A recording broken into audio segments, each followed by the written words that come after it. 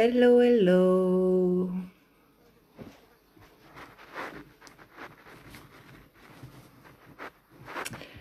Alors, je vais vous laisser arriver tranquillement.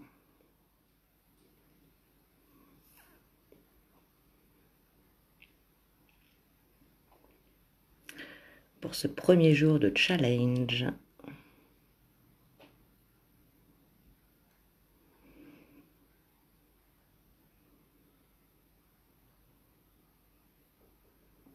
Bonjour Sandra.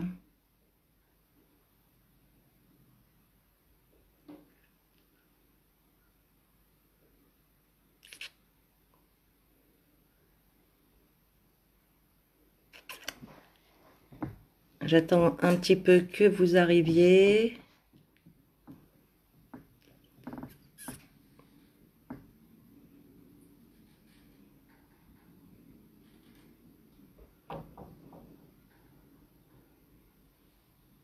Bonjour Sandra.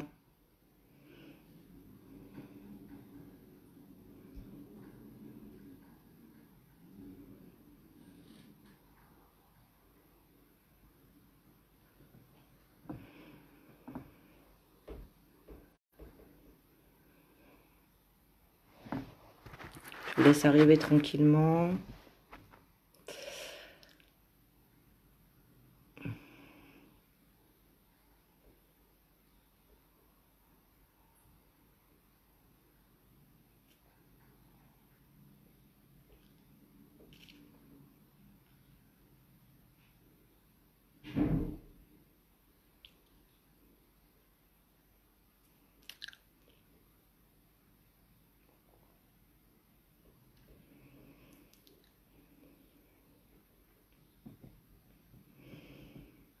On va attendre 2-3 minutes que les autres arrivent.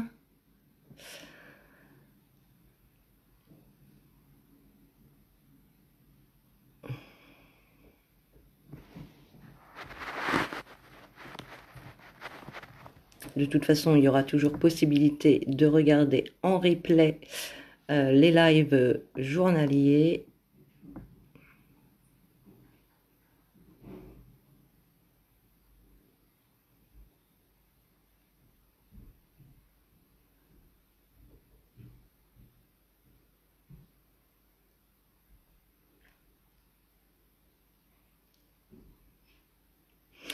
Donc, je vais commencer et puis voilà, vous prendrez en cours de route ou vous regarderez le replay. Donc, tout d'abord, merci d'être là aujourd'hui avec moi. Donc, pour ce premier jour de challenge, parlons énergie et soins énergétiques. Donc, tout d'abord, je me présente. Je m'appelle Hélène, je suis médium énergéticienne. Donc, je pratique les guidances avec support carte et les soins énergétiques tels que le Reiki, le Laoshi et les soins énergétiques intuitifs avec le magnétisme. Voilà, donc aujourd'hui, le sujet du jour, ça va être qu'est-ce que l'énergie universelle de vie? Car c'est cette énergie-là qui va nous intéresser cette semaine.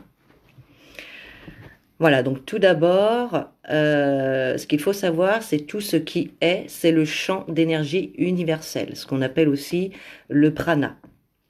Le champ d'énergie universelle, c'est l'élément qui constitue notre univers. Toute matière, comme les étoiles, la terre, les plantes, les animaux, les humains, les objets, tout ce qui existe sur cette terre ne sont finalement qu'une intensification de ce champ d'énergie, donc un changement de fréquence. Tout ce que nous voyons autour de nous, nous-mêmes inclus, sont des expressions, une manifestation et une matérialisation de ce champ universel. Différentes vibrations ou fréquences de ce champ sont perçues par nos sens comme différentes formes de matière. Alors surtout, n'hésitez pas à me poser des questions. Si vous avez des questions, n'hésitez pas dans les commentaires. Allez-y, je suis là pour y répondre. Donc tout est composé finalement d'énergie. Tout est énergie. On utilise le terme champ d'énergie universel pour désigner finalement de minuscules particules qui se répandent dans tout l'espace de manière continue. En d'autres mots, le champ d'énergie universel est un concept que nous utilisons afin de décrire un mouvement. Bonjour Isabelle. Car l'énergie est tout le temps en mouvement. Elle ne s'arrête jamais. Donc le champ d'énergie universelle n'est autre que de petites particules qui existent, bien plus petites que les atomes ou toute autre chose. Ces particules ne sont pas perceptibles par nos sens. Cependant, elles se déplacent, elles voyagent et elles vibrent. La matérialisation des énergies dépend tout simplement de leur vitesse de vibration. Alors pour une personne lambda, il est vrai que nous ne les percevons pas. Par contre, une fois qu'on est éveillé, on peut les percevoir sous différentes formes. Hein. Ça peut être des petits points lumineux, ça peut être, on peut percevoir des couleurs, on peut percevoir également l'aura. Hein. Tout ça, c'est l'énergie. L'énergie est donc tout simplement de l'information qui vibre et qui se déplace. Cette énergie, telle que l'énergie d'une table ou d'une chaise, se déplace lentement. On peut voir, toucher et prouver l'existence de ces objets à lente énergie. C'est le principe de la matérialisation. En fait, plus l'énergie va circuler lentement, plus elle va pouvoir se matérialiser en fait. C'est pour ça qu'on peut que sur Terre, voilà, nous voyons les choses telles qu'elles sont, les objets, nous, êtres humains, voilà, parce que nous sommes dans des vibrations lentes. Voilà, mais la majorité des énergies dans le monde ne peut pas être vue, ni entendue ou touchée par nos sens typiques. Hein. Donc toujours pour une personne lambda. Elles se déplacent si vite que nous ne pouvons pas les percevoir. Généralement, on ne peut que constater leurs effets. Lors de soins énergétiques notamment. Hein, effectivement, on va pouvoir ressentir l'énergie, par exemple l'énergie d'une personne. Il se peut des fois hein, que certaines personnes soient proches de vous et que vous ressentiez son énergie, qu'elle soit positive ou négative. Pareil pour les lieux. Hein. Vous pouvez rentrer dans un lieu, dans une maison ou tout autre lieu. Et voilà, par exemple, vous pouvez ressentir des énergies lourdes, voilà, quelque chose de néfaste, de négatif, ou bien tout au contraire, hein, des énergies légères, de bonnes vibrations. Voilà, on peut ressentir vraiment toutes ces énergies. On sait que ces énergies existent, même si on ne peut pas les voir. Et pourtant, elles sont indispensables à la vie. Bonjour Marie-Nadège. Pourquoi? Donc n'hésitez pas à me couper ou à poser des questions si vous en avez. Donc notre propre champ d'énergie, notre propre champ énergétique, comme l'aura par exemple, est elle-même composée d'une multitude de fréquences et d'énergies rapides et invisibles. C'est elle qui nous évite d'être submergés par trop d'énergie. C'est une façon de protéger notre corps physique qui n'est pas dans l'état de les digérer. L'énergie est aussi présente dans nos sentiments, dans nos pensées, nos besoins, ainsi que nos croyances inhérentes et dans notre essence spirituelle. C'est pour ça qu'il va falloir faire attention à vos pensées, à vous maintenir vraiment dans des pensées positives, hein, parce que c'est là que la loi de l'attraction aussi intervient. On attire évidemment ce que l'on pense, ce que l'on dit. Donc il est important de rester dans des pensées positives pour attirer à nous le positif, bien évidemment. Donc toute matière, y compris nos corps physiques, est introduite à partir de basses vibrations. D'autre part, l'énergie universelle de vie qui nourrit, l'énergie vitale de nos corps, est produite par des vibrations plus élevées et donc contient des énergies très élevées. C'est cette énergie très élevée du champ d'énergie universelle a le pouvoir de causer un changement physique et de guérir toute maladie, hein, donc, notamment par les soins énergétiques.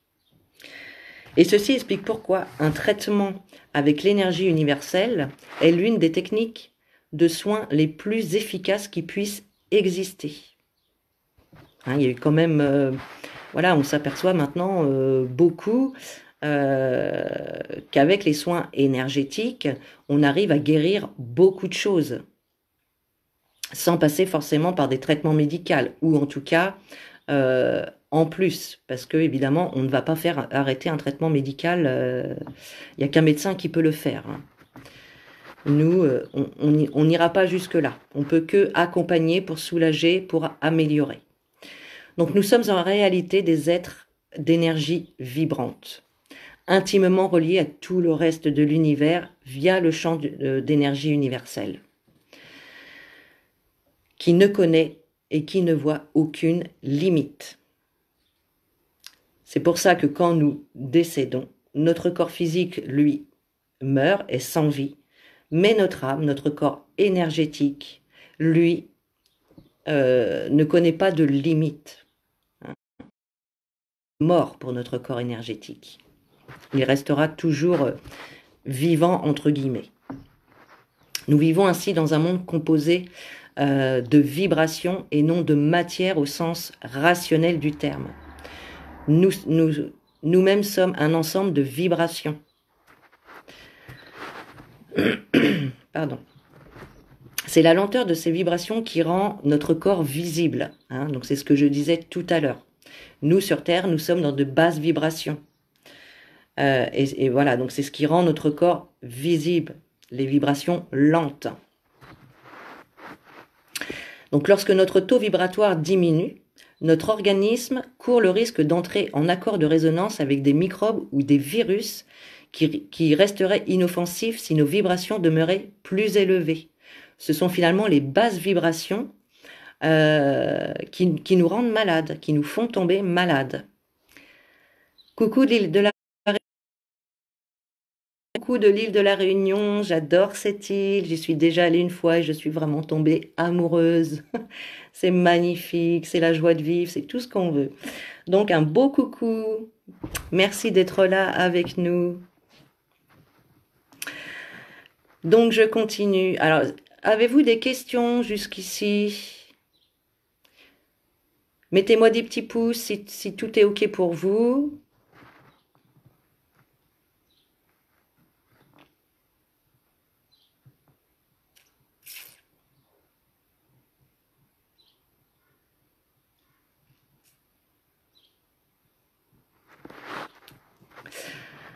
Alors, super. OK, tout est OK, ça marche. Donc chacun peut accroître son taux vibratoire en essayant d'agir sur son niveau de conscience. D'où l'importance vraiment de faire un bon rééquilibrage quotidien. Un nettoyage et un rééquilibrage de nos chakras quotidiennement. Moi, c'est quelque chose que je fais tous les jours avec le magnétisme. Voilà, je nettoie et je rééquilibre mes chakras, voilà, pour me purifier de toute négativité hein, qui a pu m'atteindre dans la journée. Donc c'est vraiment quelque chose à faire tous les jours. Voilà, mais ça, vous apprendrez à le faire. Donc, voilà pour ce premier jour. Je voulais simplement donc vous parler un peu de ce qu'était l'énergie universelle de vie. Donc, pour ce premier jour, moi, j'aimerais vous proposer un petit exercice dont vous me donnerez, voilà, dont vous me direz demain ce que ça a donné pour vous. Donc là, ça s'adresse surtout aux personnes qui ne travaillent pas encore avec l'énergie. Donc vous allez tout simplement frotter vos mains. Ces coupures là, je suis désolée. C'est le Google qui se met en route, je ne sais pas pourquoi. Enfin bon, bref. Donc je reprends pour l'exercice du jour. Vous allez frotter vos mains quelques minutes, l'une contre l'autre, comme ceci. Et puis, vous allez commencer à les éloigner. Et vous allez ressentir entre vos mains l'énergie qui circule d'une main à l'autre. Alors vous allez pouvoir ressentir sous forme de courant d'air, d'air chaud, d'air froid, de picotement, de vibration. C'est vraiment propre à chacun, hein, vraiment les ressentis. Donc, vous éloignez vos mains, vous les éloignez de plus en plus. Vous allez sentir en les rapprochant une certaine... ça va forcer un petit peu, vous voyez ce que je veux dire? Comme si vos mains ne voulaient plus se rapprocher. Vous allez vraiment sentir l'énergie entre vos mains. Donc, voilà. Je sais pas, jusqu'à 1 mètre à peu près. Hein, et vous essayez vraiment de ressentir l'énergie entre vos mains. Voilà, ça c'est un petit exercice déjà pour vous aider à ressentir l'énergie, hein, tout simplement. Donc voilà pour ce premier jour. Demain, on parlera des soins énergétiques. Qu'est-ce qu'un soin énergétique? Pourquoi faire un soin énergétique? Et quels sont ses bienfaits? Voilà, voilà. Donc c'est des petits lives qui vont pas durer très très longtemps parce que voilà, si j'avais tout fait d'un coup, ça aurait duré 3 plombes. Donc je préfère faire par petits bouts. Comme ça vous prend pas trop de temps dans votre journée.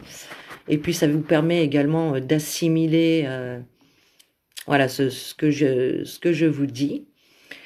Donc sur ce, je vous remercie d'avoir été là pour ce premier jour. Je remercie également les personnes qui regarderont en replay. Si vous avez des questions, n'hésitez pas à me les poser sous cette vidéo ou sur le mur du groupe du challenge. Et puis sur ce, je vous fais des gros bisous et puis je vous dis à demain. À moins que vous ayez des petites questions.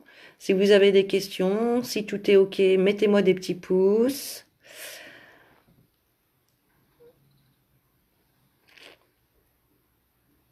Salut David, écoute David, tu pourras regarder en replay.